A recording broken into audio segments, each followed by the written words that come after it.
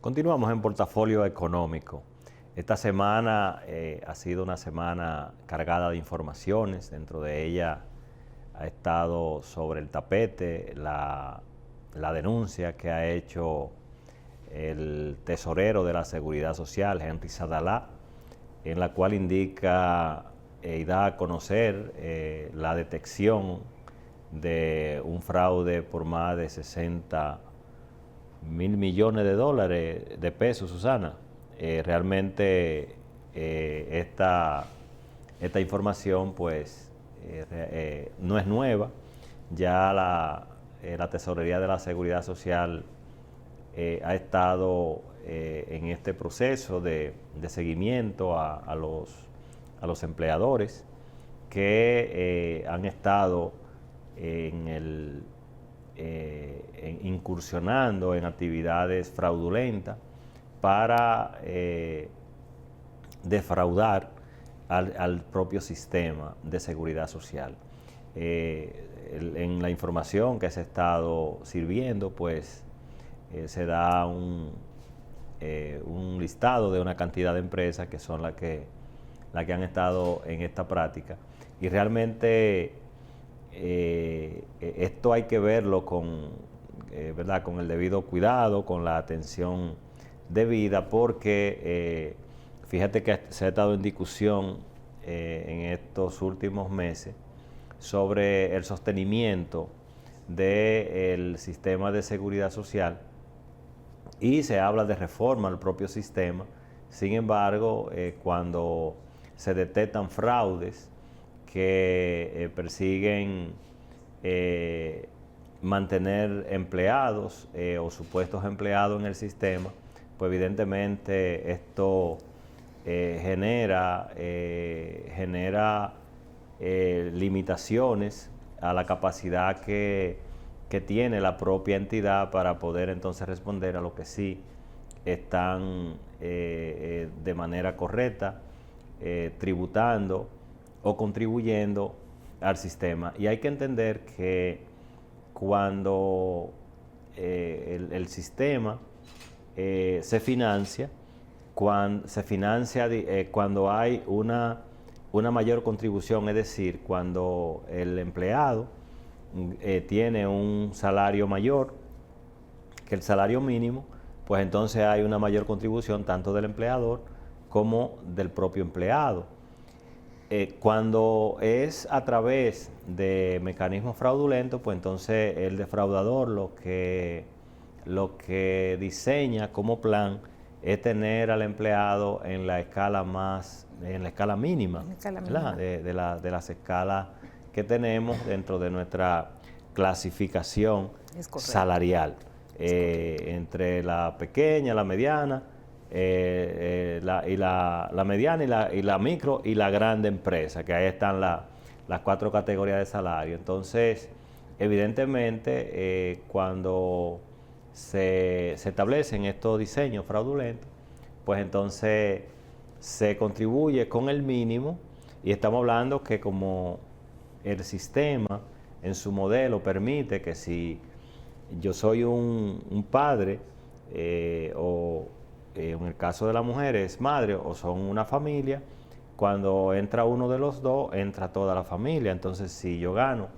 por ejemplo, un mínimo de unos 11.500 pesos y tengo enganchado a todo unos dependientes, pues evidentemente el sistema está forzado porque está cargando un subsidio a ese mínimo. Entonces el sistema lo que hace es que compensa. En una empresa hay empleados que ganan 60, otro gana 20, otro gana 15, con el sueldo promedio para calificar para la seguridad social, pues entonces el que gana 30, que gana 50, que gana 60, de alguna manera está subsidiando al que gana menos. ¿Cómo tú lo ves, Susana? Mira, Basilio, desde mi punto de vista, estas prácticas son criminales, un término que tú utilizarías en tu cotidianidad.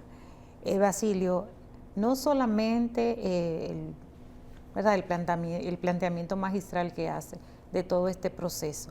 Eso es por este lado. Este sistema es un sistema de reparto, es un sistema que se alimenta de lo que le llega, como tú mencionabas, entre las partes. ¿Cuáles son las partes? Empleador y empleado. Pero no es solamente la parte de salud, que es lo que la persona ve en el día a día. También el tema para las pensiones perjudica grandemente al empleado. Esto es criminal a la hora del retiro.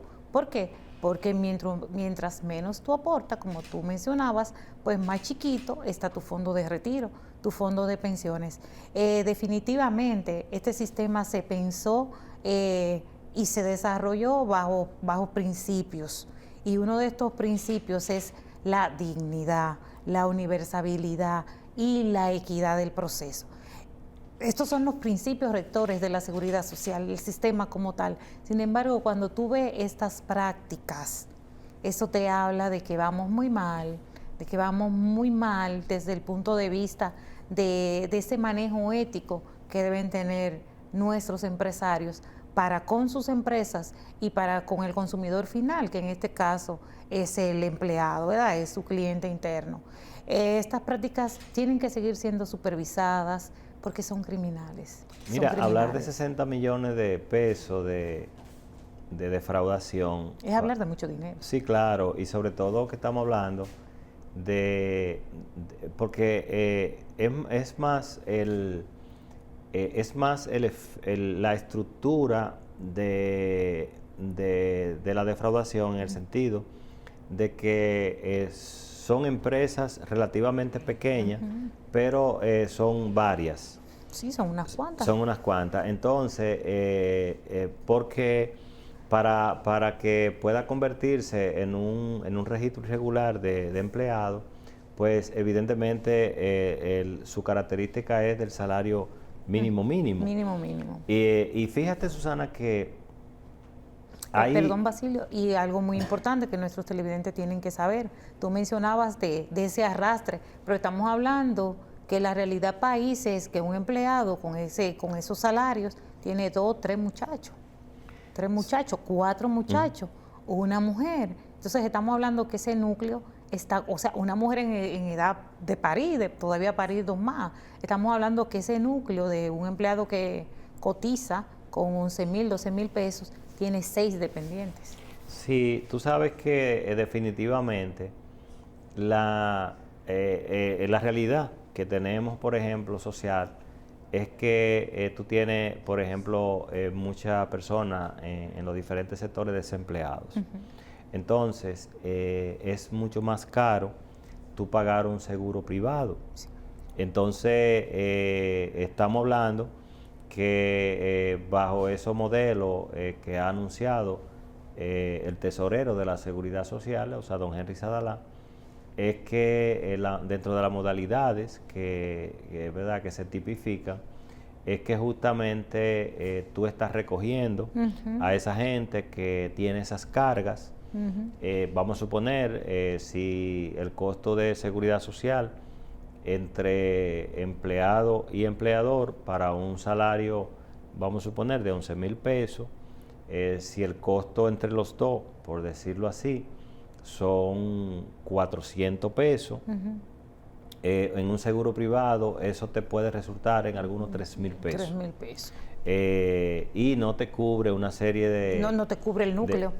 No te cubre el núcleo y no te cubre, por ejemplo, temas como de riesgo laboral y no tiene pensión. Sin embargo, fíjate que con esos 11,000 pesos que tú tendrías como salario mínimo, entonces hay una parte que va para pensión, una parte para salud y tiene riesgo laboral. O sea que si un tigre de eso se tropieza en un barrio de eso o tiene una situación, pues sencillamente ante el sistema, él está cubierto bajo el riesgo laboral y recibe entonces un subsidio del Estado. Fíjate cómo la estructura fraudulenta se va segmentando y arrastrando en perjuicio del sistema. Entonces, yo diría que nosotros como sociedad tenemos que ya abocarnos a lo que es la imposición drástica de consecuencias. Y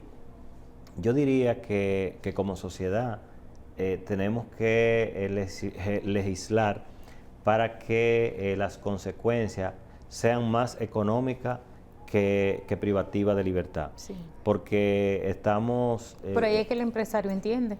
Correcto, La parte y el económica, ciudadano en sentido general, y el ¿verdad? ciudadano en sentido general. Porque en otras sociedades vemos que la gente, o sea, el ciudadano es muy cuidadoso para brincarse las leyes, porque cada vez que te brinca la ley, pues el primer fuetazo que tiene es un fuetazo económico. Y después veremos los temas de los procesos judiciales y demás. Porque lo cierto es Susana, que para que tengamos un país que tenga capacidad de poder responder a las necesidades del ciudadano, pueda satisfacer la necesidad del ciudadano, hay que contribuir. Y a veces cuando se plantean los temas de contribuir, siempre surgen cuestionamientos de otros actores que dicen, bueno, pero es que todo se lo roban, es que lo malinvierten. Bueno, el tema de la malinversión o si hay un tema de mal uso del dinero, pues entonces ya eso es un tema de otra materia.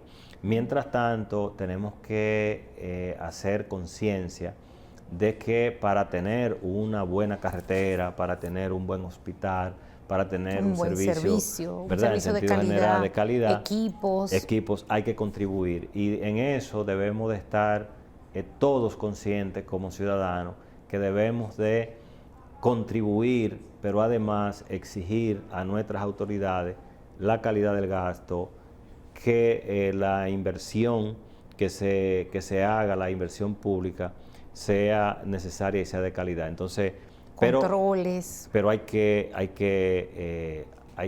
hacer el ejercicio, hay que caminar hacia allá, porque si nos llevamos de esas teorías, de esos criterios, pues entonces nosotros nunca vamos a tener un país, ni nunca vamos a tener una sociedad capaz. Y no vamos a tener un sistema que pueda dar respuestas a las necesidades de los ciudadanos y de los contribuyentes en ese sentido. Así que felicitamos al tesorero de la Seguridad Social por estar en esos esfuerzos permanentes de proteger y dar garantía al sistema. Nos vamos arriba y regresamos con el siguiente segmento del programa.